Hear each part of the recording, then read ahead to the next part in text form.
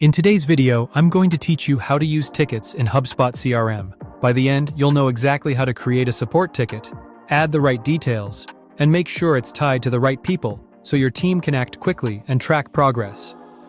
First, open the HubSpot user guide area.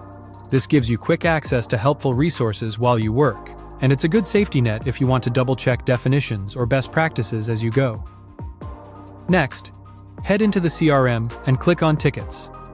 Tickets in HubSpot are records that represent a customer request, issue, or task your service team needs to handle. They centralize communication, ownership, and status, so everyone sees what's happening and nothing slips through the cracks. Click Add Tickets to start the process, then choose Create New. You're now setting up a fresh ticket from scratch. Enter a clear, concise ticket name. Think of this like a subject line that helps your team immediately understand what the request is about. A good pattern is to include the customer's goal or the problem, plus a short qualifier, like billing address update cannot save. Add the ticket description. This is crucial.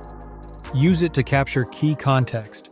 What happened, any steps the customer already tried, relevant links or error messages, and what success looks like. A thoughtful description reduces back and forth, speeds up resolution, and makes handoffs smoother if someone else needs to jump in. Choose the ticket source and select phone for this example. Setting the correct source helps with reporting and workload planning across channels. Common sources include email, chat, form submissions, and phone. Pick the one that reflects how the request came in. Set the priority, and we'll mark this one as urgent. Be consistent with your team's definitions. Urgent should be reserved for time-sensitive or high-impact issues. Clear priority labels help routing rules, SLAs, and dashboards reflect the real situation. Set a create date. This timestamp feeds into time to first response and time to close metrics. Make sure the date and time match when the request actually started so your reporting is accurate. Associate records with the appropriate contact. Linking the ticket to the right person ensures emails, calls, and notes stay in one place. If applicable, you can also associate the company or a related deal to give full context to anyone working the issue. Finally, click Create.